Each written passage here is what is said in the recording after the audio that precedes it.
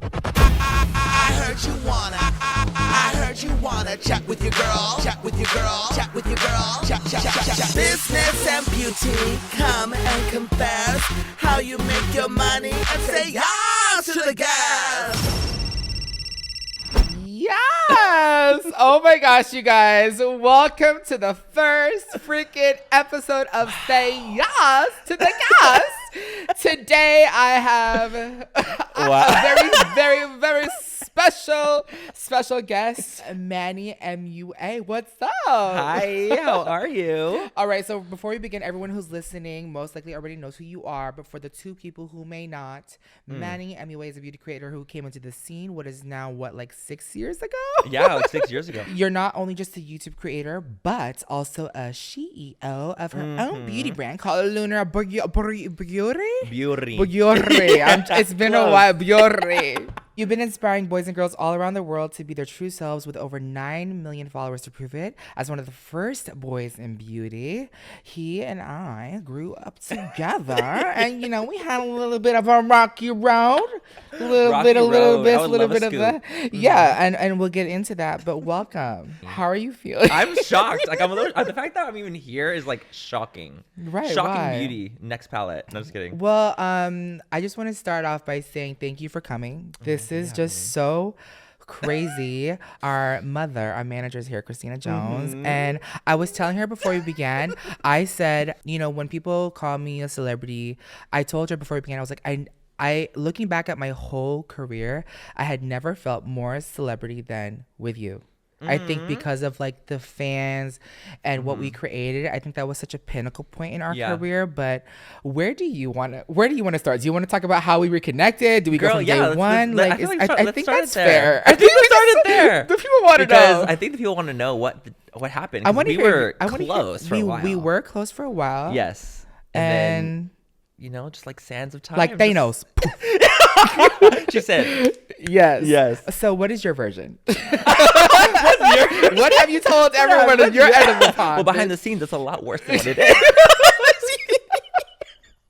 So no, I'm totally kidding. Okay, no, I'm totally kidding. I feel like, you know, it was just, times were so different back in the day for me. Like I was so like, I don't know, when it came to friendship, I felt like I was kind of manic in a weird way. Like I felt like I had to have a lot of friends constantly to like be successful. I needed to have a lot of friends. I had a lot of people in my life to like feel like I was doing something then.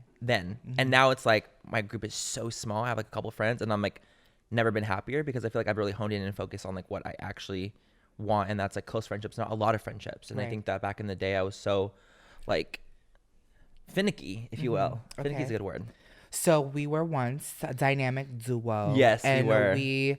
I think my earliest, you know, I was angry, I was upset, I was confused early on. And I think there was a lot going on. And then since then, I think the first time we reconnected, was it last year at the Christian Cohen show?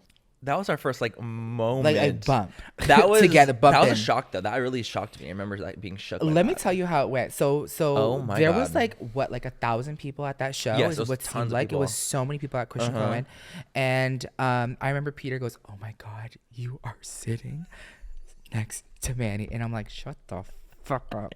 And literally, we had not talked in like 2 years? Yeah, in years, I would say. Years, yeah. Well, we've known each other in totality for 6 years. Time. Yeah, 6, 7 years, I would say. Yeah. I would say 7. 7. Yeah, I would say 7 for sure. Almost 8 because it's almost 2021.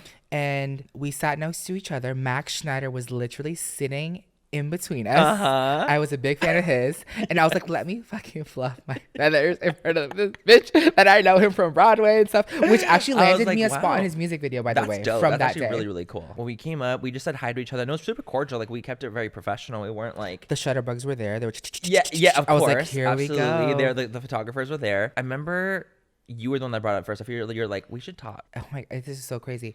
I remember at the end of the show, I put my hand on your thigh. I'm gonna paint a picture. Okay. And I said, hey, you don't remember? I don't remember. You're so full of shit. No, I swear. I remember afterwards being like, oh my gosh, and we were texting afterwards. I remember that.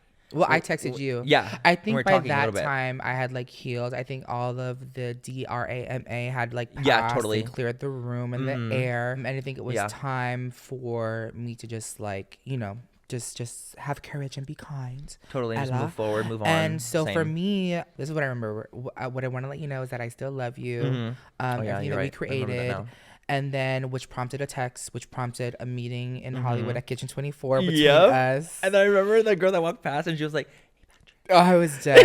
I was dead. And I was like, do you remember Kitchen 24? So we had, do you remember? I do remember Kitchen 24. Tell you say it now. That I do remember. We had a rendezvous, if you will. You were in your little wig. I remember the little wig. It's trying to be so incoherent. I'm like, this fucking bald I was bitch. so scared that people were going to see us together. I know. In the turban, and people still recognize me. No, and they still did. And so I remember we talked and we were just kind of like talking about things that happened in the past, different things. And I apologize for, you did my take in, how things went in our relationship. Because I felt like how things ended, like I could have been handled so much better on my end, So I remember apologizing to you and just hope that you were like doing well. And hopefully like we could at least mend the old relationship, at least for the sake of our old relationship too, because it was like, girl. Right, because we were at the Becca party together with Khloe Kardashian. Malika, yes. And we did not say not one word. I think that was like the one. So awkward though. Yeah, that was awkward. You were literally right behind me at one point too. And I was like, yeah, and I was with Khloe.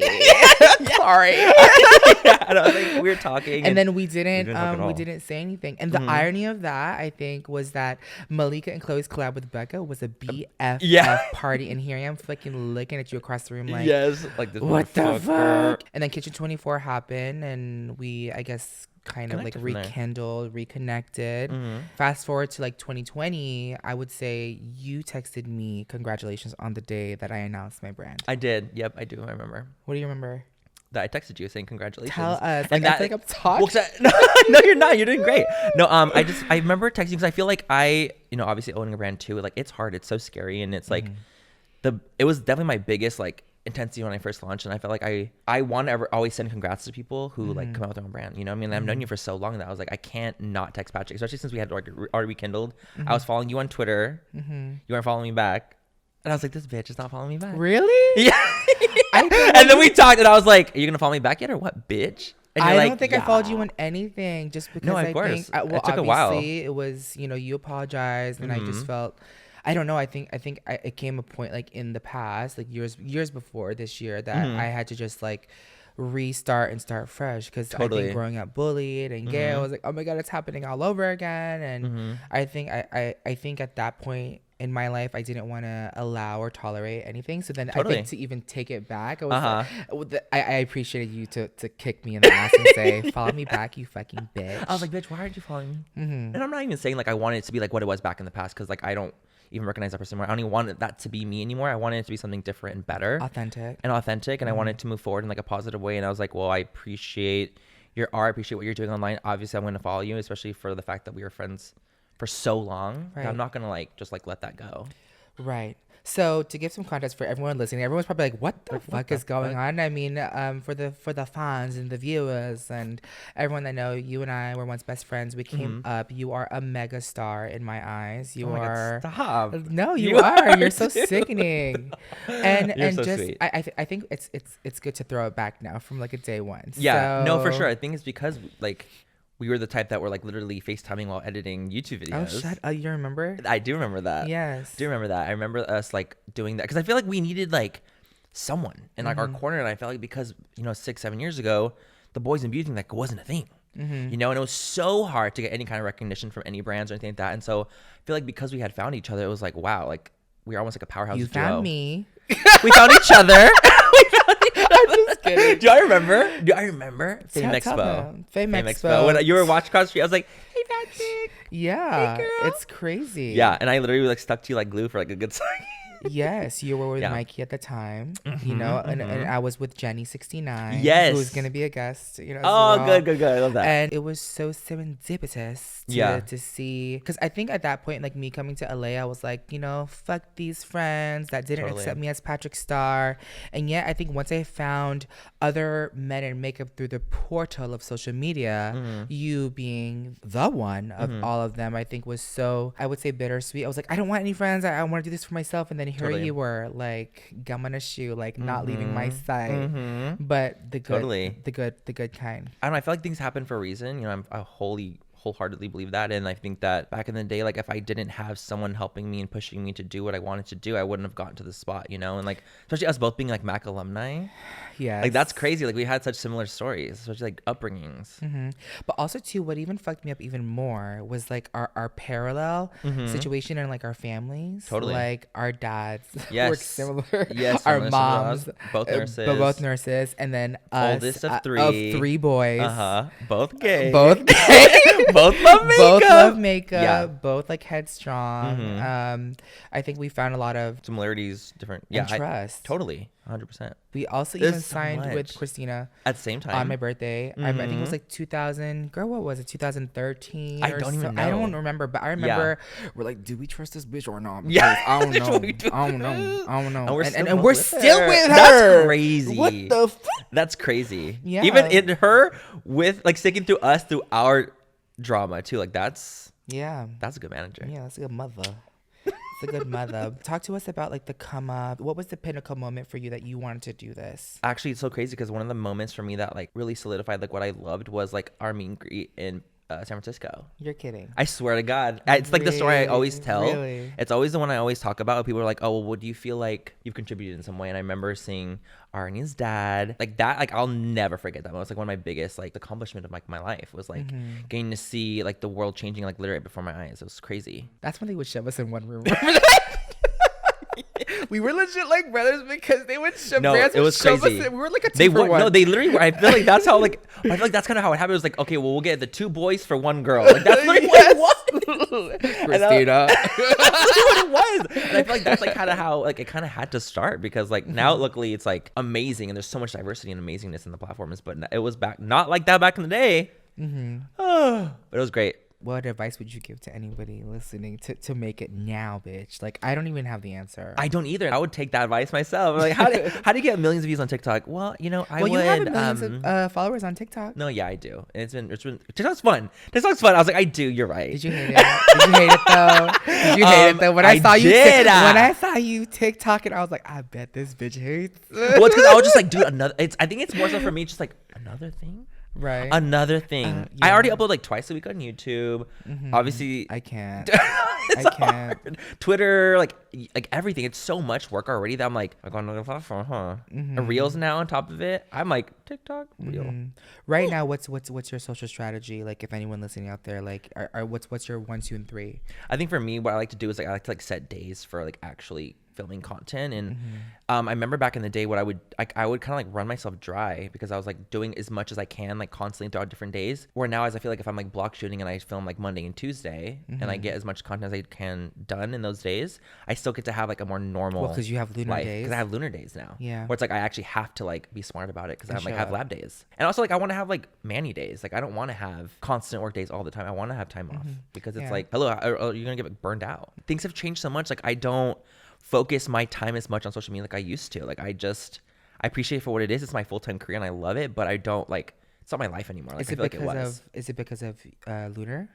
Yeah, but I also feel like it's just because of me in general. Like as I matured, as I've gotten older, like I don't want to focus my whole life online. Like literally, like you're living a life, but you're living it for the online. Like you can literally turn it off and it's gone. But like, what about your real life experiences? Like those go out the door. Did this mindset transpire from 2018? Yeah, absolutely. And I feel like that's like what's changed me as like a person, like in a very big way, was that like I kind of realized that I was like, you know what? I feel like I'm like wasting away like the best years of my life. I'll never be as young as I'm in this exact moment, you know, I'll only ever get older. So I feel like it was really, really important for me to kind of refocus on like what I actually found important. And I noticed it wasn't views and it wasn't likes and it wasn't social media because of that year. Any regrets? People always ask me like, do you feel like you deserved what happened to you? Like, do you deserve to get canceled? People ask that? All the time. And I say absolutely not. I don't. That wasn't in my cards. No.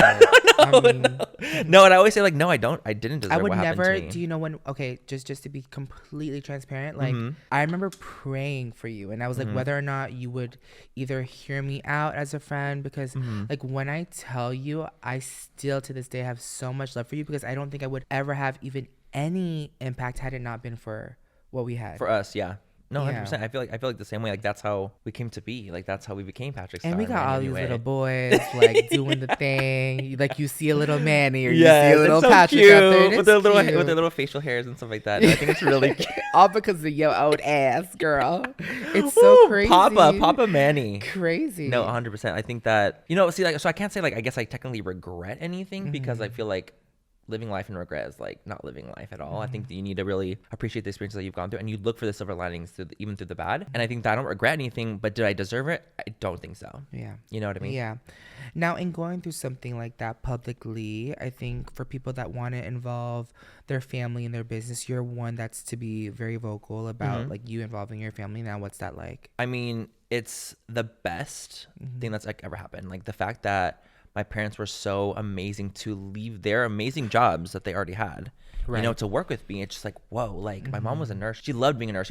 She worked so hard to be a nurse, My dad worked at AT&T. He was like this manager. He like ran California. And I was like, them to be helping me now full time is like all I can really ask for, really. Like they told me to, like, we're just so happy that we could like work with you and see you all the time.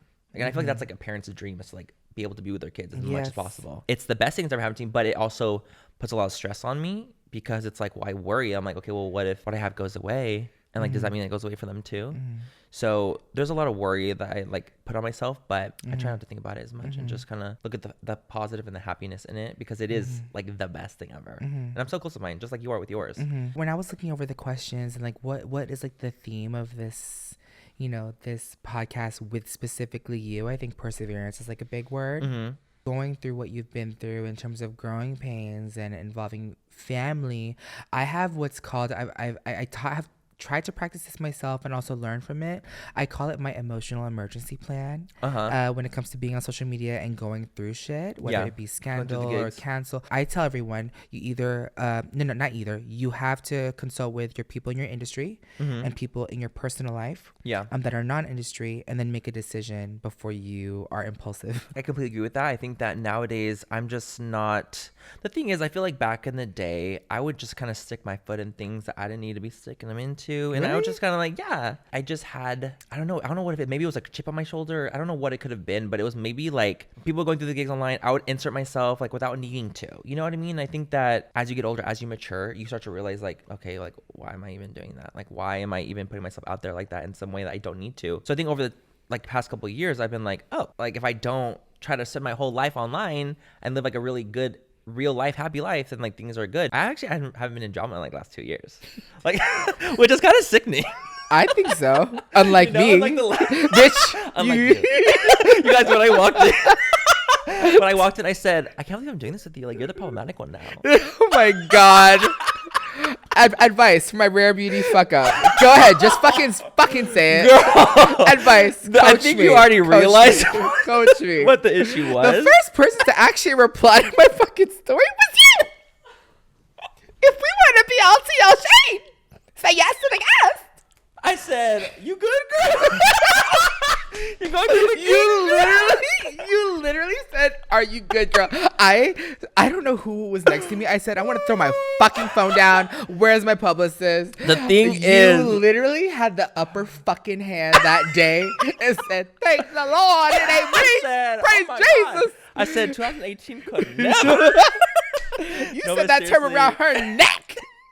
I'm dead. No, but it was funny. No, it was like, the thing is, like, seeing people go through things now, I just feel for them in like the most intense, really deepest way. Did you? So you felt for me? I did, and I felt really bad. And I was like, dude, this really sucks. And obviously, like, you made a mistake. Everyone makes mistakes. Like, it's just like dumb how whatever it is. But with how things go online, it just becomes such a bandwagon so fast, and it's like hard. It's like a hard situation. Right. People always ask me like, well, do you believe in cancel culture? Like, do you believe it? Do you think it's good? And it's like, I think that people should be held accountable for the things that they do, but I don't think that this bandwagon, like, they're canceled forever, can't make a comeback, aren't a good human being thing is right. I think that that's the whole point of forgiveness. Like, cancel culture doesn't allow for forgiveness, right? It's like, oh, I can't forgive that person because they did that one thing. But it's like, well, that's not real. It's not reality. It's not real life. You have to learn how to forgive. You have to learn how to move forward in a positive way. And I think that that's like what resilience is about.